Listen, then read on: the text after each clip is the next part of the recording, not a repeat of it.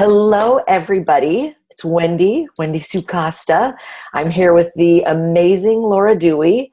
This is our first, I want to call it's not an interview because it's so much more of a conversation, but my first conversation with a powerful woman who has created amazing partnership. And I'm so excited to have her here and for her to share her wisdom and for me to be able to maybe open up a space to find some of my own, and hopefully what will pops. And we really didn't plan a lot. We want this to be real and authentic and of deep loving service to everyone out there, all you amazing women who are ready to have that epic love story for it to start. And also for if you're kind of starting one already, you've got a budding relationship, how to sustain it and how to keep yourself and not lose yourself and show up as the amazing, powerful woman that you are. So that is the invitation. And Laura, thank you so much for being my friend. We were on a 2-year journey together at University of Santa Monica. And the adventure continues. Mm-hmm. And thanks for coming. Thanks for reaching out to me. Thanks for showing up. I'm so excited. Thanks for having me. And thanks for being open to having a conversation. So cool. Yeah, so cool. You are a powerful woman. You are someone out there in the world making a difference. You are, my experience of you is you're committed to yourself. You're committed to your being your best. You've done a lot to get to where you are, and I know it just continues. Thank you. Yeah. So give me, we talked about your story, but you got married for the first time ever at 45. 45, yeah. And I met my husband when I was 40. And before that time, I didn't even have something I could call a boyfriend. I had a lot of tons of flings, lots of friends with benefits kind of things, but I never had a decent relationship. And my theory is I would not have known what to do with it if I had it. Mm. Yeah. So what shifted? What shift? What was a big shift for you? What was the big shift was when I got sober. So I've been sober. I'm coming up on 12 years, December 29th. Woo! Oh, right. Your anniversary's coming. Yeah. And everything changed at that time because I really was in a place where I was questioning everything I thought to be true about myself, about the world. And for the very first time in my life, became comfortable in my own skin. And from that place, I was able to bring that into the world, and there he was, really. And you were out in the world doing big things before you were sober. You had your career, you made money, you were powerful already in some ways. Well, what's interesting is you'd probably ask anybody that I was in a professional circle with, and they would have called me powerful. I was right. I was a woman in a man's world. Mm-hmm. I broke different glass ceilings during my career, inside and outside of work. Not powerful. Right. Not powerful. In fact, I thought I was fatally flawed. So maybe that manifestation outside was my compensation. But no, I had a great career, a successful career. But I'd go home and drink. Right. And I like to call it you're a high achiever. Yes. And that's really the thing. Again, in our evolution, I think there's people who go out and they're doers. And I think that's part of being a powerful woman. We start somewhere. We go out and we do we do. And actually you talk about in your book, hold up your book. I know. You said, there it is. Yes, shine your light, illuminate your love. 12. And that's me. I know that actually is you at your wedding, isn't it? It is me. Yeah. Beautiful. We ran away to Hawaii. Oh, I love it. I love it. So you were a high achiever even when you still needed to have that getting comfortable in your own skin. So, oh yeah, absolutely. It was like there were two people, and the high achieving doesn't quite hit me because I was, believe it or not, I was never someone who had quote unquote goals. I know that sounds strange. I still remember sitting in my professor's studio in college, and he said, "Laura, what do you want to do?" I said, "I have no idea." "Where do you see yourself in 5 years?" "I have no idea," and I didn't. And when I went into my career, I was in the restaurant business my whole life until I became a coach. I didn't really have goals per se. I just showed up and did my best every day, and then really good things kept coming. Mm-hmm. So I almost don't feel like I was, well, the achieving does fit with the competitive nature that I have. I'm really highly competitive. Yeah. So yeah, that's a little about me in business. Okay. So I just want to dive in. I just want to dive into you and your relationship and what happened. And just, there's a couple things. I did have a chance to read most of your book. I want to go back and take more time and kind of savor it because it's a delicious read. I love your stories. You're a masterful storyteller. One of the things that stood out for me the most, and I want to dive in to dig to this a little bit deeper, was your chapter on surrender. And the more of surrendering I think you call it the aggressive energy. Yeah. So you even said the word surrender, and because we didn't prepare this, I got this charge in me. I'm like, ooh, So I love that you went right there. I'm not going to beat around the bush. Yeah.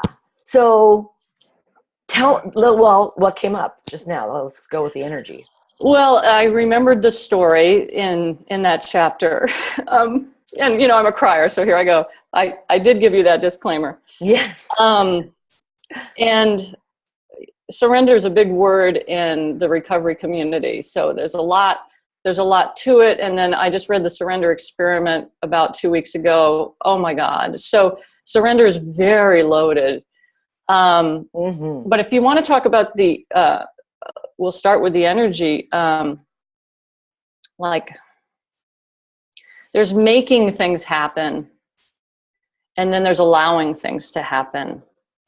And I believe my context of surrender has to do with having the courage to allow things to happen and to show up fully when they do. And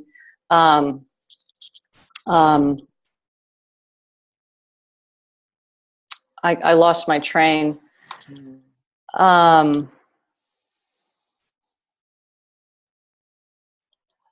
A lot of people think surrender is about weakness.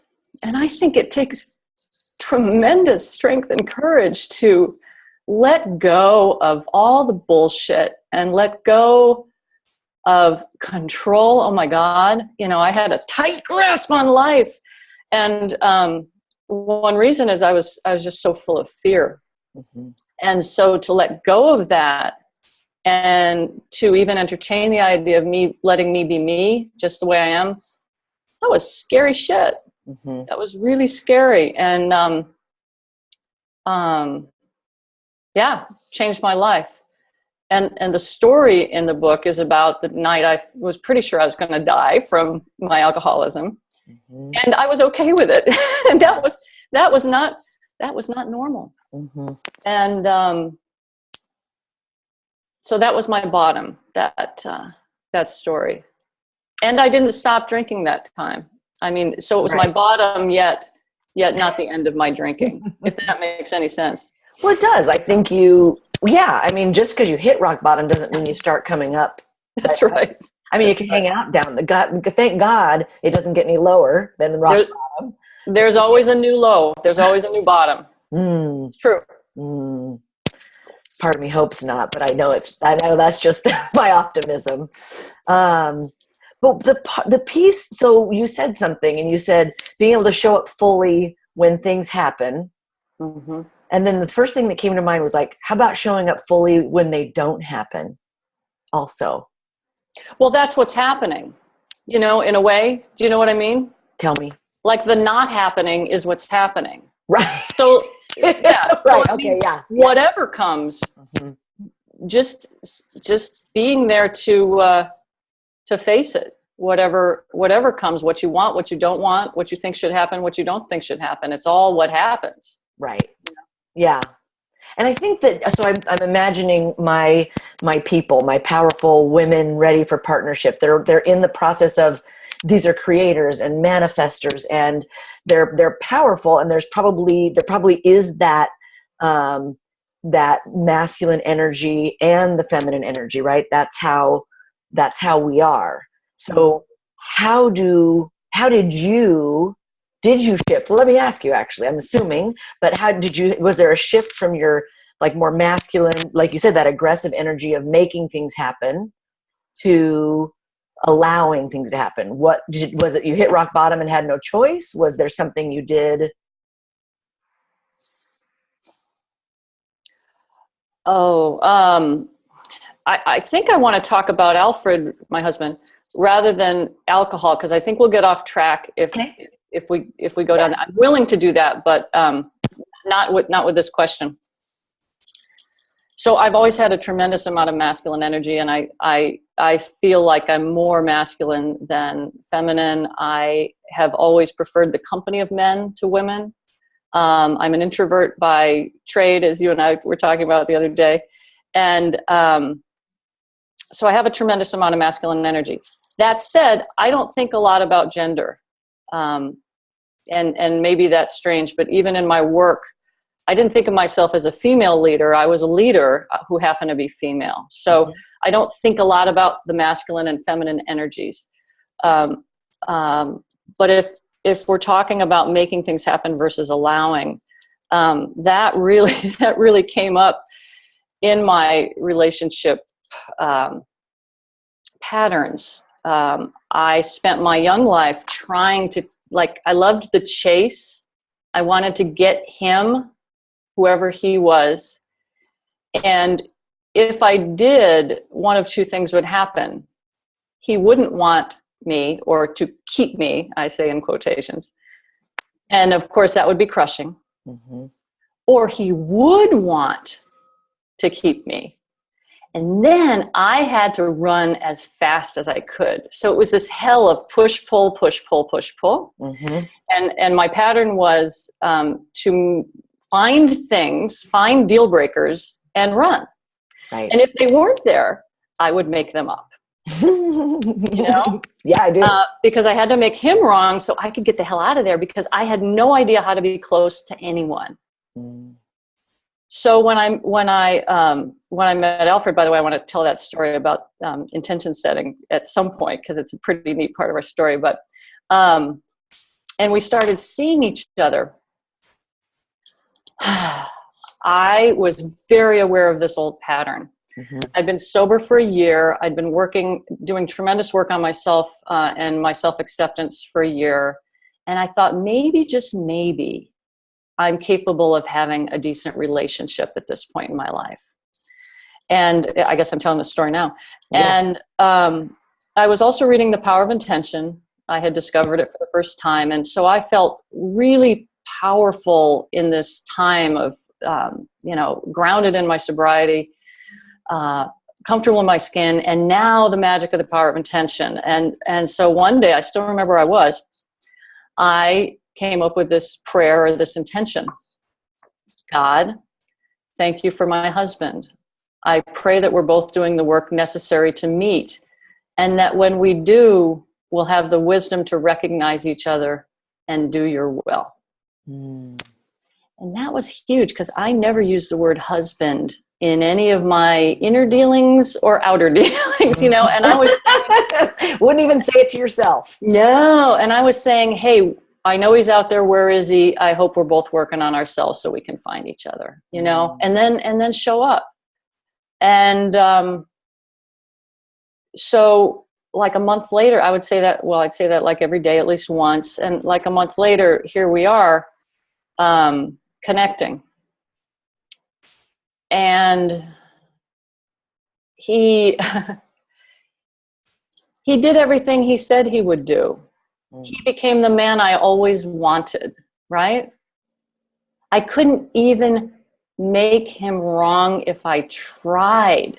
So here I am, aware of this pattern, and it would come up, you got to run. No, Laura, this was my motto.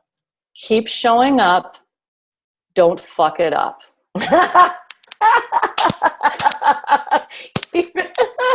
Okay, awesome. Right? Keep showing up. Don't fuck it up. And meaning, don't make up something and run. Right. And the showing up, my commitment was to show up unless I had a real deal breaker.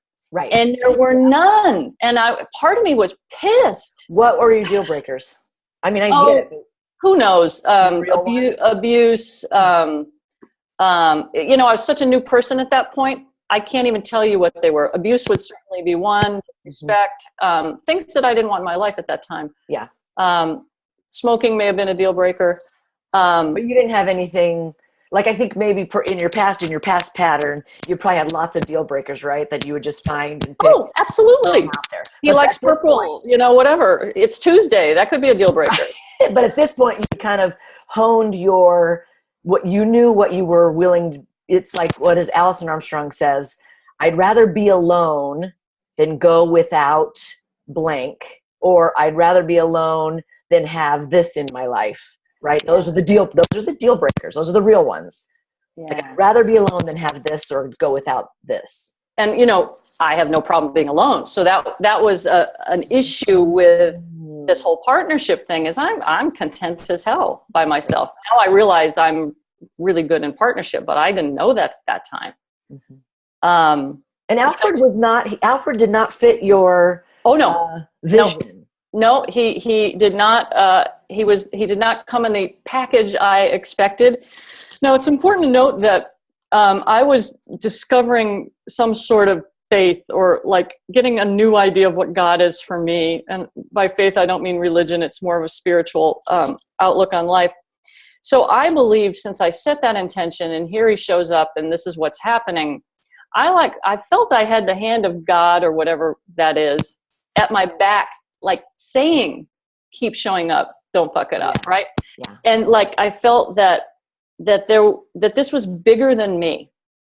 Now, what I didn't share earlier is that at the same time that I'm setting that intention, Alfred is in the process of a divorce from a long-term marriage that was not necessarily a happy, healthy one. He was devastated, and he was starting to date, or he was well into dating, and he was not having a good time. And and one night he got home from one of these dates, and he said, and we met at AA, so we have similar ways of thinking and talking about certain things. So he says, God, I surrender. If you want me to be with someone, please send me my angel.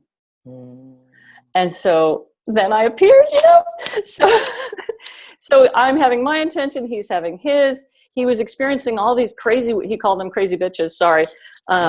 Listen. Because he was just, he's like, my God, there must be someone decent out here.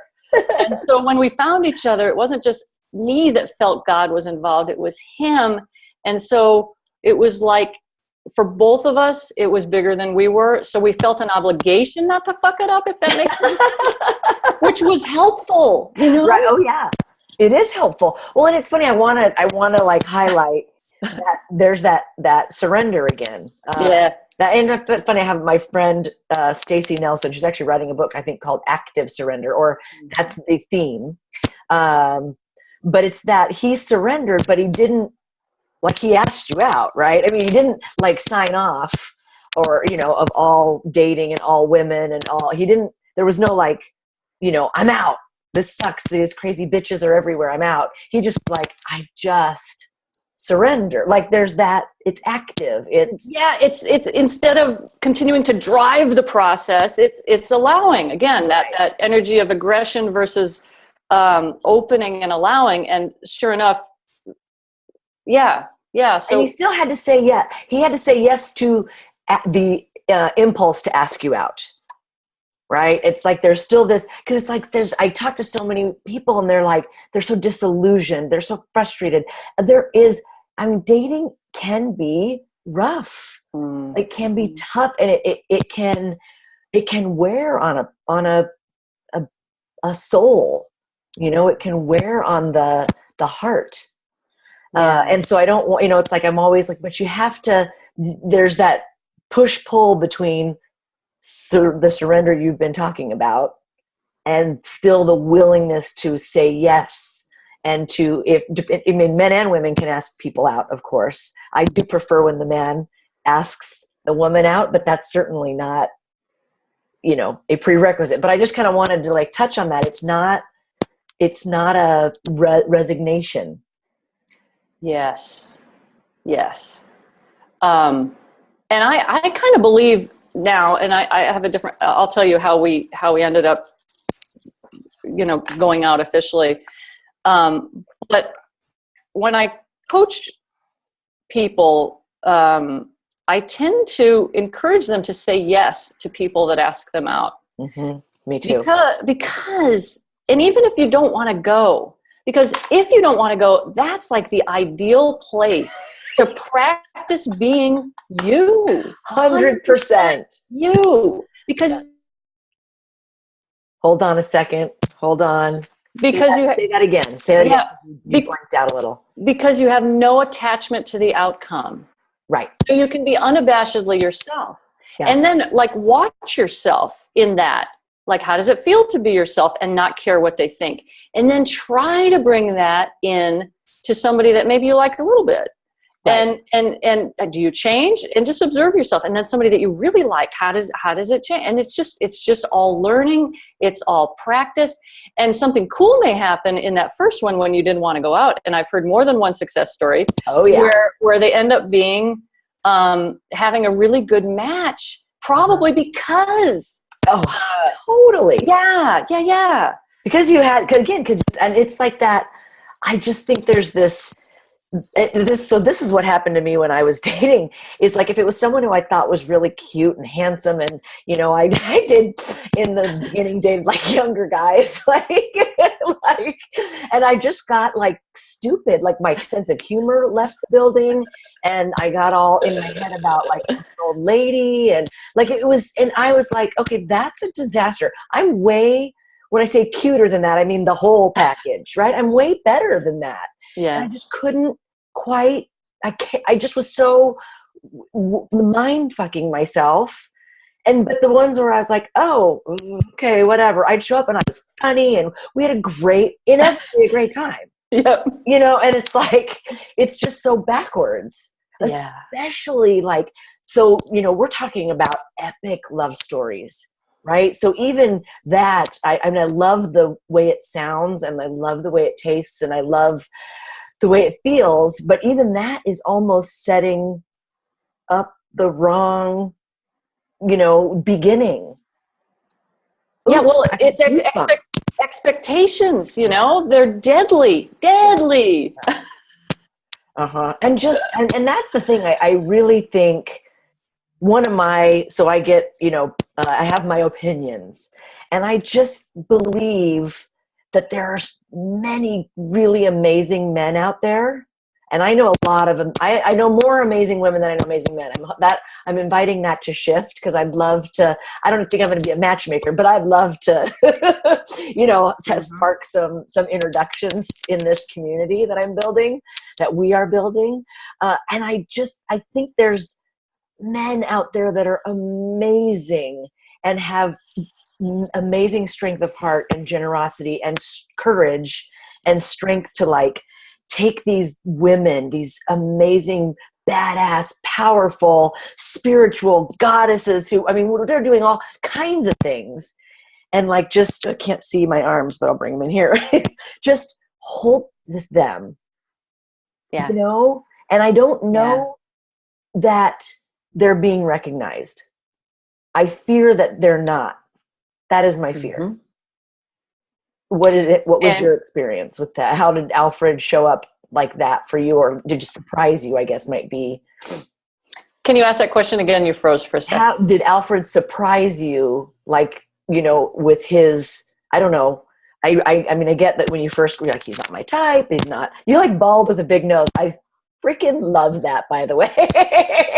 I do. I love bald men, receding hairlines. I'm attracted to them first in a crowd, and I love big noses. And maybe it has something to do with what's here, but my daddy's got a big nose. Maybe that's what's going on. But and Alfred has a ton of hair and a perfect nose, and I have no idea what's going on. Right.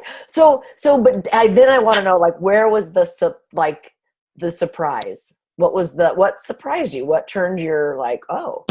Well, this is interesting. Well, I'll say it's interesting. I don't know if it is.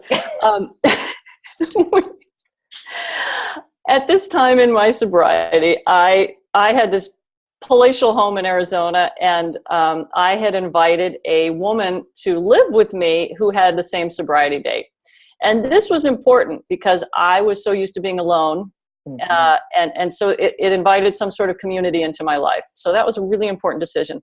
And every Monday night we would have steak night, and we'd either have steak ourselves or invite somebody to have a third steak with us. So the guy that we invited was a friend from AA, and he flaked because that's what he did. So here I am, I got this extra steak, and I told Alicia, I'm going to ask Alfred, is that all right? She goes, I don't care. What's going on? I said, nothing. I just really liked him. I was I was drawn to him, but I didn't like him that way. I really believed that at the time, that I didn't like him that way. I just was really attracted to him as a person and a man. And so I walked up to him and said, Alfred, Alicia and I have steak night. My goat flaked. I'm wondering if you want to come over tonight and have a steak with us. And he says, I tell you what, or he said, I'd love to, but I have a date with my daughter. But I was wondering, would you like to have dinner with me sometime? So that was the first surprise, because I thought he was totally square. Say that again. I thought he was totally square and would be flustered by even this approach. And instead, he was like, he didn't miss a beat. And I was wondering, would you like to have dinner? So that was the first surprise. And then I said, yeah, sure. And also the daughter thing was endearing. And then he called when he said he would. We went out and we had a great time. And I still didn't like him that way, but I had God's hand behind me saying, keep showing up, don't fuck it up. And honest to God, I was kicking and screaming in the beginning because of that. I wasn't terribly attracted to him, like romantically. And it, as we got to know each other more and more, he got better looking every day, and all of that just melted away. Whatever I was holding as an expectation for what the package should be, he became the package. Yeah. Wow. And it was gradual. And in the meantime, I just kept showing up, and thank goodness. Yeah. There was one time I tried to run. All complicating this is I knew I was moving back to Southern California in 2.5 months. So I said when we started kind of dating, I said, Alfred, I'm leaving in 2.5 months. Do you still want to continue with this? And we both agreed yes, that we'd go in it eyes wide open. And then I moved, and he had the good sense to follow me a year later. But there was one time I tried to make something up and run. We were at a restaurant, I remember it, and he said, I tell you what, this is too good. I'm not going to let you do that. I'm not going to let you run. I'll chase you down and find you. And he didn't mean it in a stalking way. He meant it in a strong man sort of way. Yeah. That he knew I was doing my thing, and it was not the best. It just, yeah. So I so appreciate him for that. And he meant it. He would have tracked me down. Yeah. Yeah. Was there anything you had to give up, like let go of? That's my real question. Well, seems like something clicked there.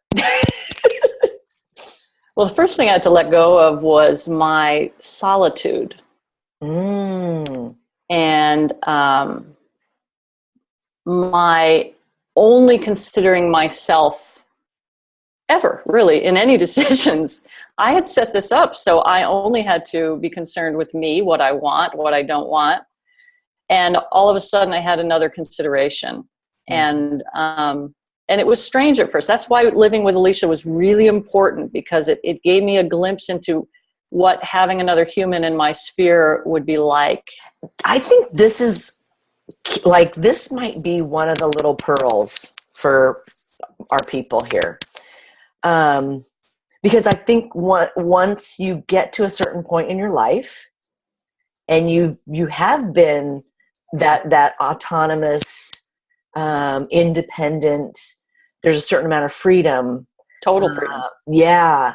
And it's brilliant that you invited someone to live with you. And that may or may not be right for everybody, but just being conscious about calling in the energy of living in community, calling in it's different than going out with your friends for dinner. It's different than having house guests. And it's the first time that this has really come into my awareness for like powerful women ready for partnership. Like, what is that? There's definitely some brilliance in there, something to be considered. It'll look different for everybody, but it's like it primed you to be in partnership, it sounds like. Yes, it was like a bridge to it. And now you notice I didn't say I had to give up my autonomy, because I think that's something that I did not have to give up. Alfred respects me. He's my biggest fan. He doesn't try to tether me. And I told him going into it, because he again, I'm kind of more man, I don't know. But he really wants to spend time with me. And isn't that a nice thing? Yeah. And I told him, as we began to live together and eventually marry, I said, remember who you're getting. I need time alone. Yeah. I don't want you pining away if I'm working, if I'm working. Totally. Just know what you're getting. And I think that's really important in our partnership, is that level of acceptance and I had to remind myself, still do, this is who I signed up for. It's not my job to change him. It's my job to accept him and remember that I signed up. Now, remember, until you get married, there's, as I say in my book, there's a liberal return policy. But once you sign up fully, you're signing up for who you've got. Well, and I think that this is part of, number one, I think it's a part of coming of age, is being able to say, this is, this is what you're getting. And I mean, it has to be for that epic love story, for that like lifelong amazing partnership, that has to be there. This is who I am. This is what I need. I'm not going to apologize. I love you. It's not a question of my love and commitment and dedication. And then also being generous and courageous enough to let your partner, and maybe even being the one to make that invitation to your partner, right? Like, this is me. I'm this strong, powerful woman who needs, solitude, and there's hours, there's time, and what do you need? Like, what are you not going to apologize for? What do you need from me to be exactly who you are forever? Yeah. I love that. Getting it out in the open early. Yeah. And it's okay. This is one thing I think I'm having a lot of conversations with, is being the one to invite the partner, the potential partner, the date, the boyfriend, invite them into that space to step up, step in, like that invitation, because not everybody knows how to do that. It doesn't mean they're not strong enough to do it. It doesn't mean they're not courageous enough. It doesn't mean anything other than maybe they've never been invited to be that way. I think It takes courage to make the invitation and to open that conversation. Look, oh, I got goosebumps just now. It totally does, because like the truth is a deal breaker might come forward. You know what I mean? Yeah. Like one where you're like, oh, this was so good and it's so close. Shit. You know, and that, look, I literally have goosebumps all over. That is really scary. Yeah. Yeah. But you know, you'd rather know, but then would you rather know, you know? Right. Yeah. Oh, I love that. Ah. So what, did I have to give anything else up? That was really the big one. And I think it's important to say that I willingly, whatever I feel I gave up, I did it willingly. Mm-hmm. It wasn't ripped from me. It was like a choice I made to release it. I had to release the idea that I'm single, that I'm eternally single and will never be in partnership. I had to release that. I had to release beliefs about men and women and roles, and I don't know. But I'm speaking in the past tense, but it's still happening, you know, releasing beliefs and expectations and all that, but willingly. And eventually when we lived together, of course, I had to give up space in the house. I had to give up drawers and closets, and that matters too. It's weird if you've always lived alone to just open in that way and not be like his stuff came and sat in the middle of my clean garage and until we dealt with it. And you know, that was a big deal. And part of me wanted to believe it was an invasion. You know, and I had to remind myself, no, this is good. This is good. It's a melding. It's a mixing. It's a new whole. Yeah. So tell us quickly, because we're at 40 minutes. I want to be mindful. First of all, let me just slow down for a second. If you had just one little nugget to share with a powerful woman who really wants to create that love story, do you have a go-to or a favorite or a...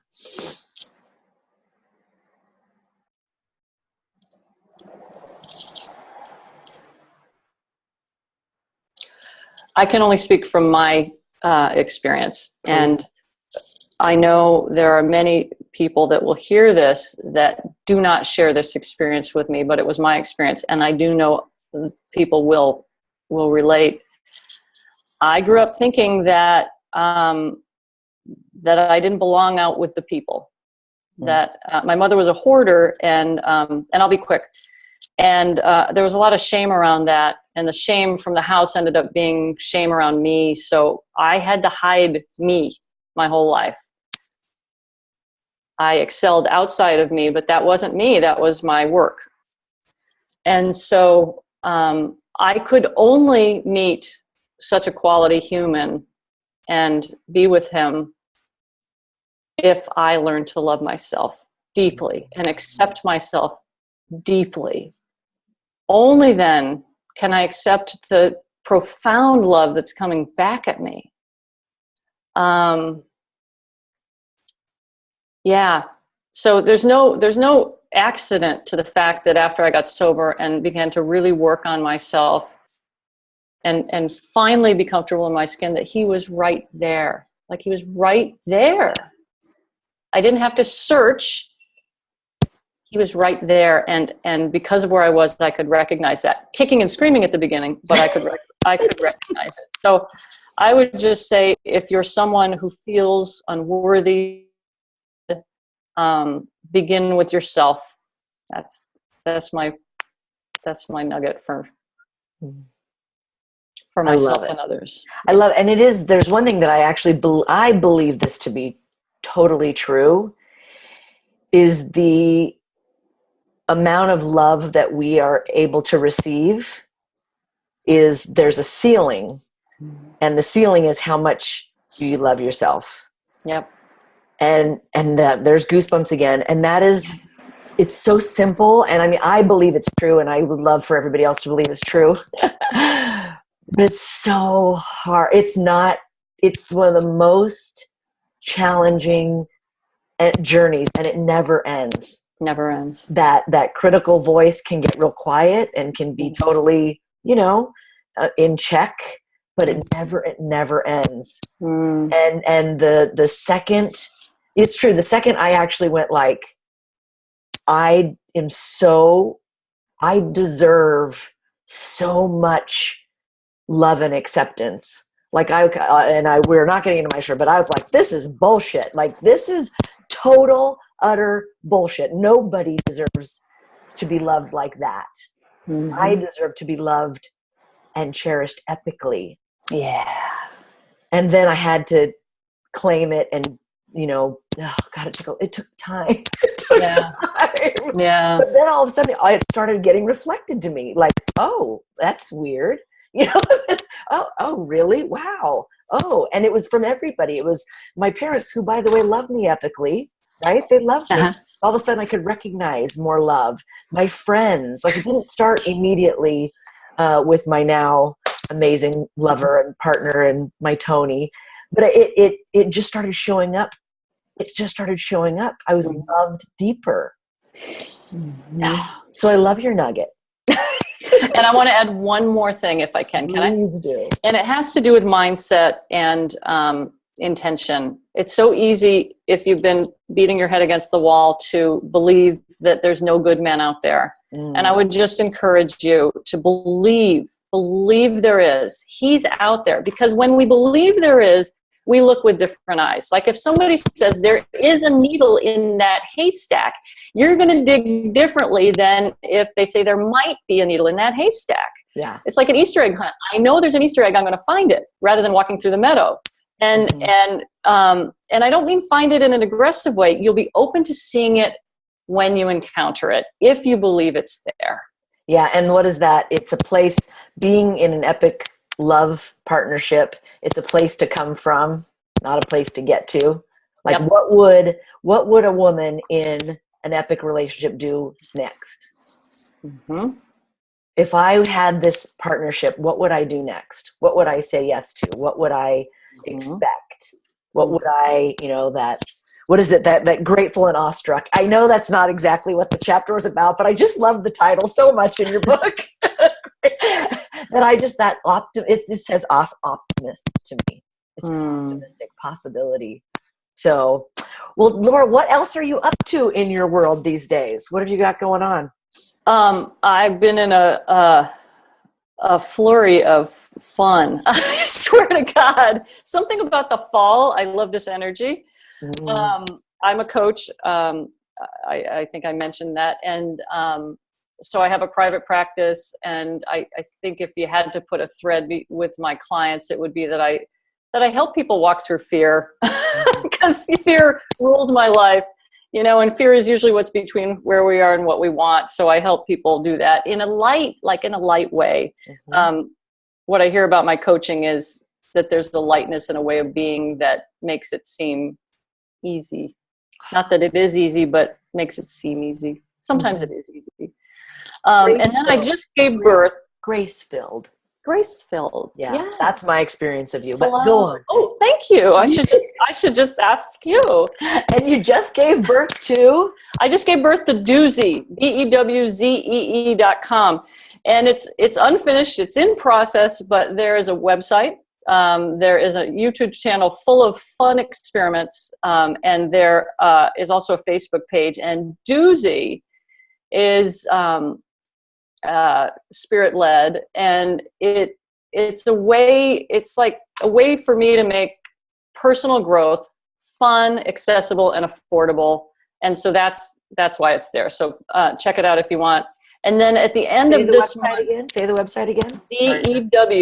DEWZEE.com, Dewzee.com. Okay. And it's a work in progress. It's my love and passion project. And then at the end of this month, for local Southern California peeps, December 27th, I'm having a 2016 Create workshop up in the local mountains. If you have not yet put time aside to think about the year ahead and carefully consider it, I would invite you to come, and you can find info on that on Doozy or on lauradewey.com. Nice. So that's what's going on with me. Wonderful. Thank you so much. And we're not done because we said we'd do a live Q&A, and we have someone, and I don't know who this is. Can you type in the notes, A, if you want me to unmute you and you want to talk, or B, if you want to just hang out, ask us a question. Hang up. Ask us a question in the notes, or go live. And actually, maybe I'll just unmute them and see what happens. Hello. Hello. Who is this? Well, actually, it's Melinda Dewey, and my friend, my friend told me that you're her coach, and told me to check in because I'm stepping into that, looking in for relationships. So, and I'm also a coach myself, so that's why I'm here. Oh, welcome. And I really enjoyed hearing the story about, the different phases that you went through. Yeah, that was really valuable. Thank you. And I had taken a dating class like a year ago that was supposed to help me prepare, because I'm like 66, how to start dating when I haven't done it in 20 years. And I just decided recently that just to engage in activities that I love, meetups, things like that really expand my horizons, instead of trying to take that quantum leap to all of a sudden posting who I am and having a deluge of people that I don't know coming at me. Mm-hmm. So like I'm going to one that has 90 people on Sunday, things like that. So,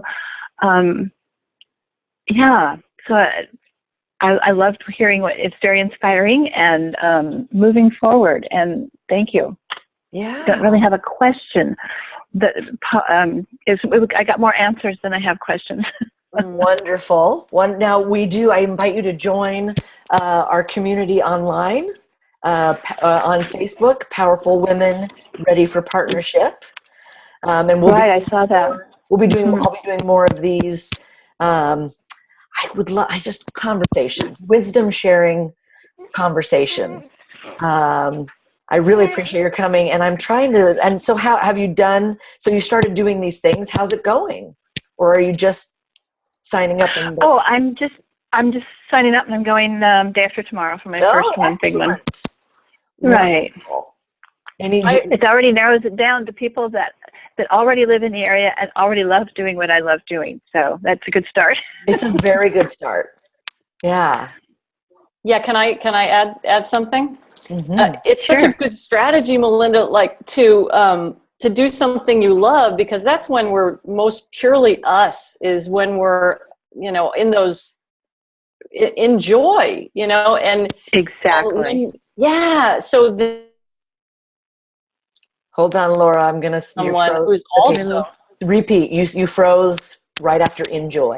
Well, from that place, I feel like we are our best when we're in that state of joy, doing something we love, and from that most place, natural. Yeah, you're much more apt to meet someone, and I love that you're narrowing the field by doing something you love. So he's doing something he loves. It's just really smart. Really smart.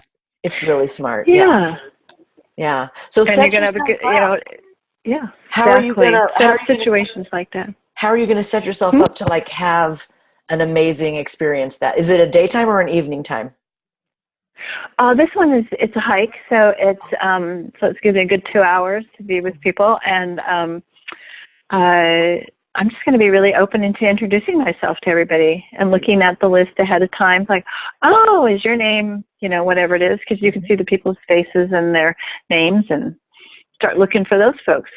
And on meetups. May I make a few suggestions? Sure. So, Melinda, I would encourage you to get a really good night's sleep the night before.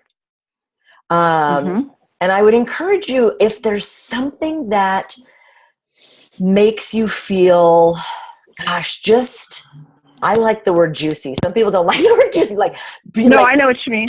Yep. Something that gives you juice, whether it's a massage or a bubble bath or, call a friend the night before or the morning of that's like a super fan that thinks you're awesome. And every time you get I'm taking her with me. I'm making one with me. Yay. Okay, excellent. So you're bringing a wingman. This is good. So excellent. But I just encourage you to go like as filled up as you can be.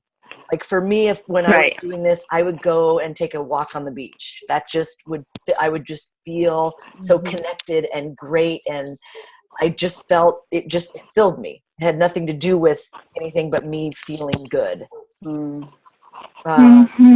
Yeah. And have fun. Oh, this is going to be, you're well on your way. This is wonderful. Yeah. Thank you. Thank you for joining us. Thank you. Yeah. Laura, I'll join more. Oh, please do. We're going to, if you get on the Facebook page, they'll be well publicized. And you heard about us from a girlfriend?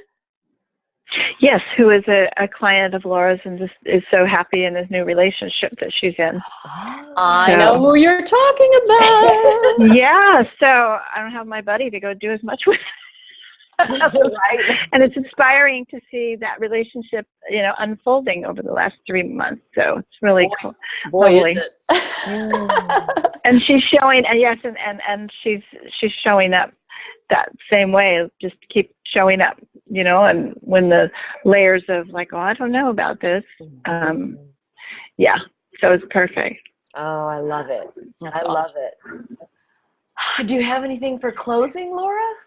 Just Melinda, if you want to email me at laura@lauradewey.com, I will send you something that will allow you to source an e-version of my book. Oh, great. Thank you. Yeah, so if that sounds good, drop me an email and I will shoot you the info. And Wendy, it's just been so great to be here. This has been so fun. Yeah. And I just so believe in what you're doing. There are so many incredible women out there, not in partnership that want to be. And I think you're providing an incredible service. Oh, thank you, Laura. I'm excited. I literally am tingly and excited and fired up, and I just can't wait to see how this unfolds. So thank you for being with us, Melinda and Laura. Mwah, I love you. I love you, love you. Give Alfred a big squeeze. I will. All right, everybody, until next time. Bye. Thank you. Thank you, Melinda. Bye-bye. Bye. Bye-bye.